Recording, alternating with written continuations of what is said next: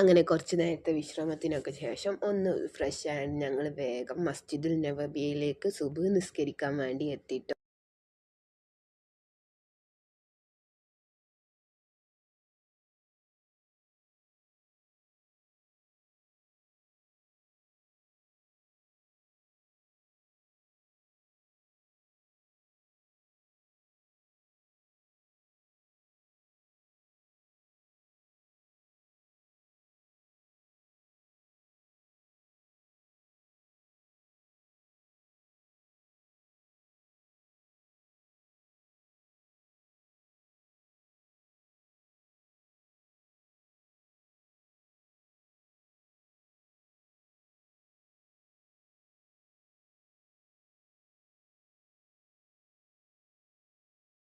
സുബ്ഹ് നിസ്കാരം കഴിഞ്ഞ് 32-ാം ഗേറ്റിൻ്റെ അവിടെ വേഗം എത്തണമെങ്കിൽ സ്ത്രീകൾക്ക് റൗള ഷെരീഫ് കാണാമെന്ന് ഞാൻ കേട്ടുട്ടോ. അങ്ങനെ നിസ്കാരം കഴിഞ്ഞ് ഞാനും റൗള ഷെരീഫ് കാണാൻ വേണ്ടി വേഗം 32-ാം ഗേറ്റിൻ്റെ അങ്ങോട്ട് ഓടിട്ടോ.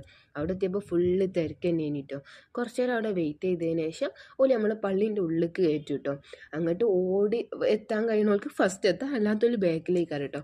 ആദ്യമോ എൻ്റെ കൂടെ അല്ലാത്തതുകൊണ്ട് എങ്ങനെ കുറച്ച് ഞാൻ മുന്നിലെത്തിയിട്ടോ. കുറച്ച് നേരം അവിടെ കാത്തുനിന്ന് ഇപ്പം റൗള ഷെരീഫ് ഇപ്പം കാണാനുള്ള സന്തോഷത്തിൽ കുറേ നേരം അവിടെ ഇരുന്ന് കേട്ടോ. നേരം കഴിഞ്ഞപ്പോൾ നമ്മൾ ഒന്നും കൂടി പള്ളീൻ്റെ ഉള്ളിൽ കൊണ്ടുപോയിട്ടോ. ഈ പറഞ്ഞാൽ തന്നെ അങ്ങോട്ടും ഒന്നും കൂടി ഓടണം കേട്ടോ. ഓടി ഓടി കുഴങ്ങി നിന്നാലും റൗള ഷെരീഫ് കാണാനുള്ള സന്തോഷത്തിൽ പിന്നെയും ഓടിട്ടോ. ഓടി അവിടെ എത്തി നബിനോട് സലാമൊക്കെ പറഞ്ഞ് നമ്മൾ 2 റക്അത്ത് സുന്നത്ത് നിസ്കാരം കഴിഞ്ഞ് കുറച്ച് നേരം അവിടെ കാത്തു നിന്നിട്ടോ. ഇപ്പം കാണാം റൗള ഷെരീഫ് ഇപ്പം കാണാമെന്ന് വിചാരിച്ച് കുറച്ച് നേരം അവിടെ കാത്തുനിന്നു. പക്ഷെ അവിടെ എത്തി കുറച്ച് നേരം കഴിഞ്ഞപ്പോഴാണ് മനസ്സിലായത് നമുക്ക് റൗള ഷെരീഫ് കാണാൻ കഴിയില്ല. പക്ഷേ റൗള ഷെരീഫിൻ്റെ കുറച്ചും കൂടി എടുത്ത് നമ്മളെത്തും. അവിടെ നമ്മൾ സലാമൊക്കെ പറഞ്ഞ് നിസ്കാരമൊക്കെ കഴിഞ്ഞ് നമ്മൾ തിരിച്ച് പോകണമെന്ന് അവിടെ എത്തി വളണ്ടിയേഴ്സിനോട് ചോദിച്ചപ്പോഴാട്ടെ നമുക്ക് മനസ്സിലായത്. ഏതായാലും കണ്ടില്ല, എന്നാൽ നബിനോട് സലാമൊക്കെ പറഞ്ഞ് അങ്ങനെ തിരിച്ച് പുറത്തേക്ക് ഇറങ്ങിയിട്ടോ.